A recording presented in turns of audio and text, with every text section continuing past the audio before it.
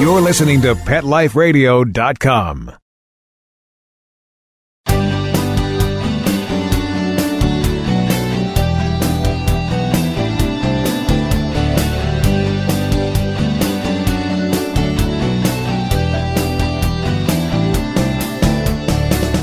Welcome to Max A. Pooch's Awesome Animal Advocates on Pet Life Radio. I'm your host, Keith Sanderson, animal advocate, writer, and human companion to Max A. Pooch, canine crusader for animals and the environment. Max and I thank you for joining us, and we dedicate this episode, as we dedicate every episode, to those amazing people who work to save the lives and/or improve conditions of companion, domestic, or wild animals. Our guest today is Ken Alboum, and Kim is North Carolina State Director for the Humane Society of the United States. She recently spoke out about Randolph County, North Carolina's decision to again start gassing animals, saying, and I quote, "It is shocking that a North Carolina county would return desperately needed funding for their animal shelter because they would rather continue a practice that has been denounced by every national humane organization. This does nothing but hurt the animals of Randolph County for absolutely no reason." When we return, we will meet Kim and learn about the Randolph County gassing controversy, how widespread gassing of shelter animals is in the United States, and how this horrific practice can be stopped. However, first, a word from our sponsors. We'll be right back, right after these messages. Stay tuned. Introducing the new Bret Michaels Pets Rock collection exclusively at PetSmart. I created it for the pets that rock your world. Shop the Bret Michaels Pets Rock collection and celebrate PetSmart's 25th anniversary with up to 25% off thousands of items on the PetSmart site. Plus free shipping on orders of $49 or more. Go to PetSmartDeal.com. That's PetSmartDeal.com. PetSmartDeal.com.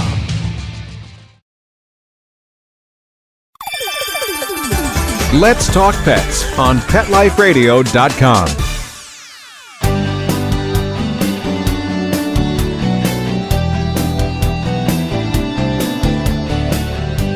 Welcome back to Max A. Pooch's Awesome Animal Advocates. I'm Keith Sanderson, and our guest today is Kim Alboum, North Carolina State Director for the Humane Society of the United States. Kim, welcome to Max A. Pooch's Awesome Animal Advocates. Thank you so much for having me. Well, you know, I'm really glad to have you on because this issue about gassing of animals is really surprising to me. In fact, I was surprised when I read the news release about Randolph County, North Carolina, and the gassing of shelter dogs in that county. Can you explain the details of the controversy and update us on what's happening? Sure. The first thing I would like to say is that in 2014, it is just shocking that we're still using gas chambers in animal shelters in North Carolina. And the controversy with Randolph County is that they committed to eliminate the use of gas to euthanize companion animals in the shelter, and then they went back on that and decided they didn't want the grant and they wanted to continue gassing. Do I have this right? They preferred to gas rather than get money to supplement their funding? Is that what you're saying? Yes, that's absolutely correct. Right now in North Carolina, we have 10 animal shelters that are still using the gas chamber, and Randolph County is one of them, and they have no intention of giving up that method of euthanasia anytime soon. And did they give any reason? Not to me, but I've caught different press pieces to them with them saying that it is a more humane method of euthanasia and that they don't have the staff to move to 100% euthanasia by injection. I was under the impression the horrific practice of gassing of shelter animals is no longer practiced in the United States. Is Randolph County and the other shelters you mentioned in North Carolina, are they an exception? Well, right now it is still currently legal in North Carolina to use the gas chamber.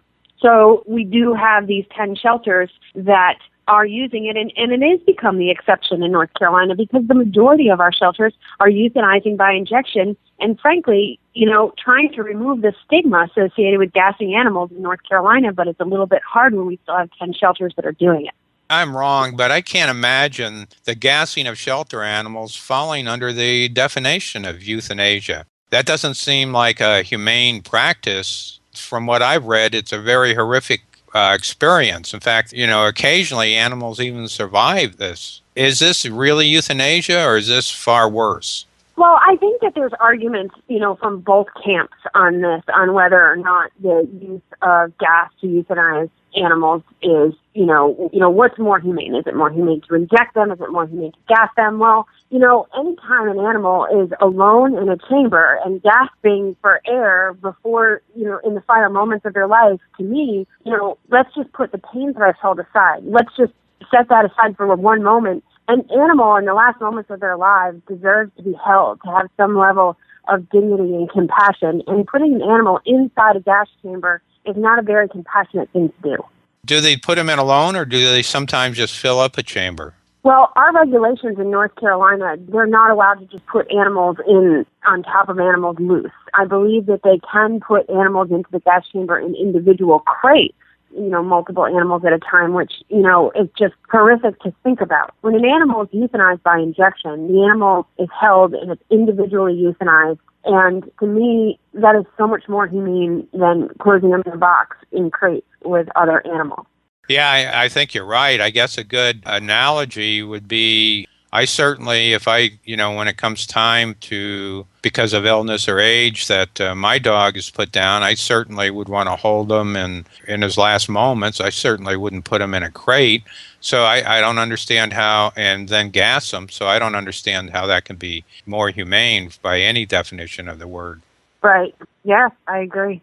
And, if I live in North Carolina, what can I do to voice my opinion about the Randolph County situation in support of the Humane Society? Well, I think that what people can do is contact their local commissioners and tell them, especially if they live in Randolph County, that they're taxpayers and they don't want this method of euthanasia. And, and also notify their legislators, their senators, and their House representatives that this practice just has to stop in North Carolina. And more importantly, I think that we need to get together to work on pet overpopulation problem in general, so that regardless of the method of euthanasia, we're euthanizing less animals. And there's wonderful groups all over North Carolina that are working on just that. So my advice would be to connect with a local group and also talk to your legislators. Well, that's good advice. And now, if I don't live in North Carolina, how can I find out if the state I live in allows shelters to gas animals? You can check with your local ordinance in the community that you live with, check with your local animal shelter, and then check your state-level laws. If you have a good relationship and know your shelter director well, go in and talk to your shelter director about it. Talk to them about the method of euthanasia that they use and what's legal and not legal in your state. And now, is there anything that can be done or is being done on the national level to stop this barbaric practice? I'm not sure that there's federal legislation pending at this time, but I do know that there's talk about animal advocates coming together and doing a bill in North Carolina to finally eliminate gas chambers altogether, but I don't know when that will happen. My guess would be that they will try for that in 2015. And I guess I could probably go to the Humane Society or other animal advocacy groups and check and see what other resources are available, at my level, because things change from state to state. Is that a correct assumption? Yes, absolutely. I believe that there's still 6 states left in the country where gassing is used and legal. I think I read that although there's none in Illinois, technically it's legal in this state, but I'm not quite sure. It does seem like really quite a horrific way, and I won't couch the words, to take care of a problem of animal overpopulation. And of course, the better way would be, what are some things that can be done to reduce the need to euthanize animals, regardless of whether it's gas or some other means? Well, of course, spay-neuter to get our pet population down is, the number one thing that we can be doing to make sure that our pets are spayed and neutered, and that as animal advocates that we're communicating with the community about spay and neuter. And then the other thing is there's wonderful rescue groups that are working with our shelter to constructively and ethically market animals and get them out there in front of the community for adoption. And if we continue down this path, I think we're going to see our numbers continue to dwindle. Well, that'd be great because, I've read that it's over 5,000 dogs a day and many more cats that are euthanized at shelters in the United States. And that, to me, is just a terrible carnage. Yeah, it's very sad. We can do better. Yeah, I think so. Hey, we need to take a break to hear from our sponsors, but when we return, Kim is going to share with us some of the other things she's been doing, including advocating against puppy mills. We'll be right back, right after these messages. Stay tuned. Hi, this is Tim Link, animal communicator and pet expert and host of Animal Rights on Pet Life Radio. Have you ever wanted to know what your pet is really thinking? Do you want to find out if they truly understand what you're trying to tell them? Ever wish you could build a better understanding and closer relationship with your pet? Well, now you can. Learning to Communicate with Animals is a 4-part on-demand workshop. In the workshop, you'll learn the essential techniques that are necessary to communicate with animals, including what is animal communication, breathing correctly to achieve the perfect state to communicate with your animals at a deeper level, using guided meditation exercises and method to communicate with animals, and how to send and receive information from your animals. So if you're wanting to learn how to communicate and connect with your animals at a deeper level, visit PetLifeRadio.com/workshop and purchase and download Learning to Communicate with Animals. You'll be glad you did. Hi, I'm Dr. Robin Gansert, President and CEO of American Humane Association, the country's first national humane organization. Here to tell you about our new show, Be Humane, on Pet Life Radio. Each week, we'll be bringing you the latest news and issues affecting our animal friends, and we'll also be bringing you interviews with Hollywood's biggest animal advocates, here to share tales about their pets and what they're doing to promote a more humane world. Our own highly experienced staff and friends of the organization will also join us each week to share what they're up to in the animal world. I hope you'll stop by. Until then, let's always remember to be humane. Every week on demand, only on PetLifeRadio.com. Let's talk pets. Let's talk pets On Pet Life Radio. Pet Life Radio. PetLifeRadio.com.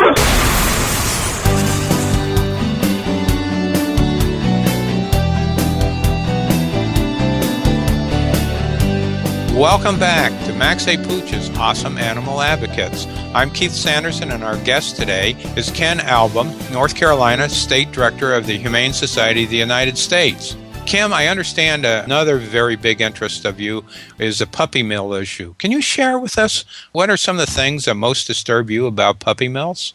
Well, puppy mills are absolutely horrific. They're facilities, commercial breeding facilities that are unscrupulous, breeding dogs with no regard for their health or welfare. We find these animals in cramped cages, filthy conditions, with medical issues never treated by a veterinarian. You know, speaking of cramped cages, even though the ones that are USDA approved as far as size, it seems like they're pretty small cages to keep an animal like a dog in. I mean, I guess legally that it's just big enough to turn around is essentially meets the measurements or the standards. Is that true? Yeah, the USDA treats our companion animals as if, they're poultry. They're in these tiny cramped cages, and it's incredibly sad for any animal to be in that environment, but it's so heartbreaking when our companion animals that we've developed over years to be our companions are in this farmed, factory farmed environment just producing puppies. It's just heartbreaking. I've seen actually where the cages are tiered, maybe 2-3 cages high. So the animals on the lower levels, the waste from the animals on the upper level just falls on them. Are those rare instances, or can that be considered maybe perhaps even typical? I think that is pretty typical in a puppy mill. But we also see animals, even if the cages aren't stacked, the unsanitary conditions are really shocking. In North Carolina, we've had 16 puppy mill busts in just under 3 years. And we have found animals living in mud and filth and feces and all different types of makeshift cages and kennels. It is just absolutely shocking to see how these animals live. Well, it sounds like they're almost in conditions that are worse than factory farm animals. Is that true? Well, in North Carolina, there are regulations for how pigs and chickens are maintained and cows. However, there's no regulations on commercial dog breeders if they sell directly to the general public. So, yeah, farm animals have it much better than puppy mill dogs in North Carolina. So by selling directly to the general public, that would be maybe somebody who's selling on the internet? Sure, selling on the internet, through newspaper ads, in parking lots, at the flea market. If you want to run a puppy mill and not have to follow any rules, North Carolina is the place to be because we have no regulations and anything goes. Wow, that's amazing. And, I've seen some of those internet ads. In fact, I write online, and sometimes because of the Google logarithms, I'll be writing an anti-puppy mill article, and there will be an ad, buy puppies. And I'll follow the links to that ad, and they make the claim they're homebred, but they'll be selling maybe 10 different breeds, and they always have puppies at the right age. And to me, that, you'd have to be an awfully big breeder to be able to do that. Right. Yeah. And responsible breeders don't have 10 and 15 breeds that they're breeding. They specialize in one or two breeds. And, you can go on the property, you can see the animals, and, that's just not the way it is with a puppy mill. You can get many different breeds, and you might never see where those dogs come from. Wow. Many times, as bad as things are at puppy mills, for the puppies that are sold are relatively fortunate compared to the dogs that are kept as breeders. Can you share with us what their lives are like? Oh, yes. The poor breeder dogs live for years in these puppy mills, and they never receive veterinary care. So when we finally get to go in there and bust them because it's gotten so bad that animals are suffering and dying, we're finding adult dogs with matted fur so bad that they have open wounds, eye infections, ear infections, genetic disorders that have caused pain and suffering for their whole lives. Dogs that are so unsocialized are just circling in their cages because they've never known the kindness of human companionship. Well, when you say circle, certain wild animals, when put in cages in zoos, will eventually get a syndrome that they just circle around and around because they can't move or do anything else. Do you see that in puppy mill dogs too, that have spent their lives in tiny little cages? Oh, of course. Imagine the boredom. Imagine what it would feel like to live in such solitary confinement that the only thing that you have to do is just walk in circles. These animals don't touch grass. They don't know what it's like to have a carpet under their feet, to hear a TV set or a doorbell. They don't have any concept of what it's like to be a dog. This really resonates to me because as we're discussing this, I don't know if you're familiar with Dr. John Pilley, the research psychologist who taught his border collie 1,000 words. Sure. Well, we had him on a couple weeks ago, and, I'm thinking back to that, and I'm thinking about, wow, putting an animal that is so intelligent, not only knowing, I'm not talking about that specific dog, but dogs in general, that have those capabilities and cognitive reasoning, and we're just letting them put them in little cages and keeping them there for their lives. It just doesn't seem right to me. No, it's not right. And it's just incredibly sad to think of the thousands of dogs here in North Carolina that are still waiting for rescue. And think about this.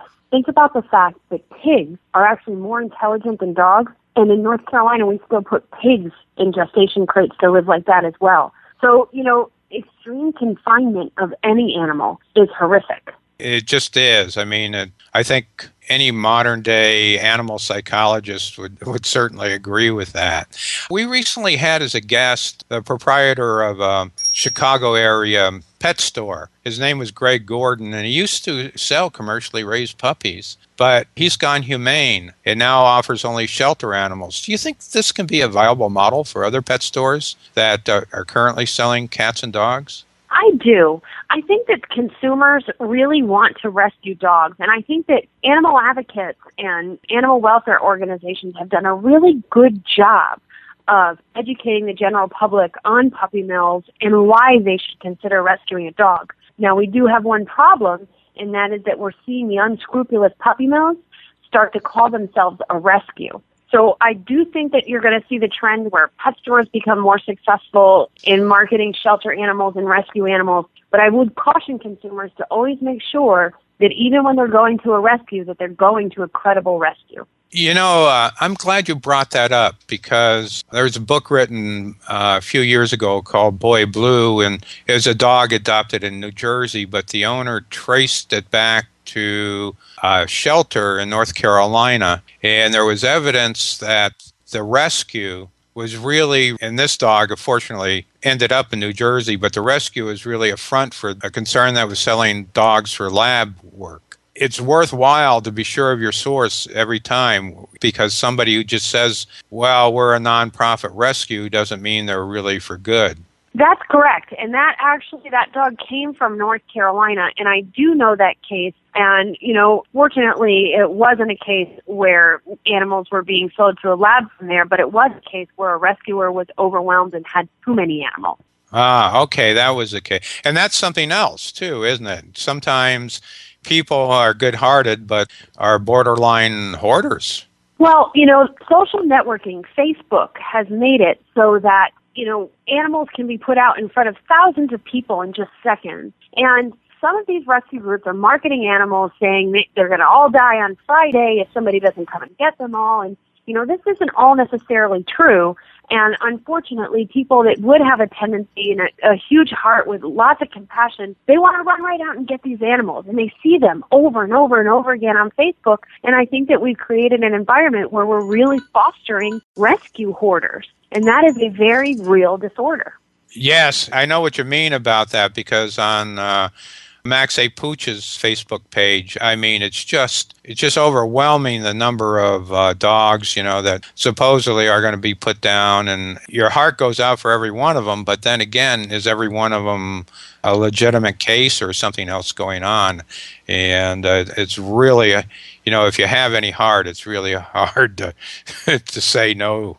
Yeah, and the best way that we can combat all of these things is with spay-neuter and doing our homework before we obtain a pet. If we can do those two things, we can really make it so that less animals are put in harm's way. Because right now, in North Carolina, we have a serious puppy mill problem. We have a rescue hoarding problem that's happening across the country. Just in the last couple of weeks, there's been 3 large-scale busts of animals found in deplorable conditions from somebody who was rescuing them. And it's just a horrible situation for an animal. And, we talk about extreme confinement. They're putting crates in places and they're left there until they're adopted or until they die. Wow. Hey, where can my listeners learn more about, first of all, the Randolph County situation, and then some of the other issues we discussed today? Well, I would encourage them to visit our website at humanesociety.org, where there's information on all of these topics there, and to follow what's happening with North Carolina and gas chambers. I would recommend that they visit the North Carolina Humane Society of the United States Facebook page, where we are talking about this issue and celebrating the victories of the shelters that are removing the gas chambers. Okay, and Kim, I ask all my guests this question. With all the human misery and suffering there is in the world, how can you justify spending time, money, and resources advocating for animals? We have to be their voice. The animals are voiceless, and we need to be responsible for them, and we need to stand up for them. And every animal deserves responsible care. Every animal, whether it's a working animal, a food animal, or a companion animal. And that's what we need to do. We need to be their voice. Well, I think you're right, because the human race really has a rotten record when it comes to treating either pets or domestic or wild animals with respect. So many times they've been exploited and misused and treated badly. So I applaud your answer, because if somebody doesn't speak for them, they can't speak for themselves. Absolutely. Kim, we've run out of time. It just amazes me how quickly time goes when we talk to somebody like you who is so passionate and involved in the work she does. And Max and I thank you so much for being with us today. Oh, thank you so much for having me. And Max A. Pooch gives you 5 big tail-wagging wolves for the work you and your colleagues and volunteers do at the Humane Society of the United States. Thank you so much. We want to thank you, our listeners, for spending your valuable time with us. You're all fantastic, and we hope you tell your friends about awesome animal advocates. And a special thanks to Mark Winter, co-founder and executive producer of Pet Life Radio, and our sponsors for making this episode of Max A. Pooch's Awesome Animal Advocates possible. I'm Keith Sanderson, host and creator of Max A. Pooch's Awesome Animal Advocates, saying thank you to all those animal advocates who work so hard on behalf of those who can't speak for themselves. Max A. Pooch gives them 5 big tail-wagging woofs. Let's Talk Pets, every week on demand, only on PetLifeRadio.com.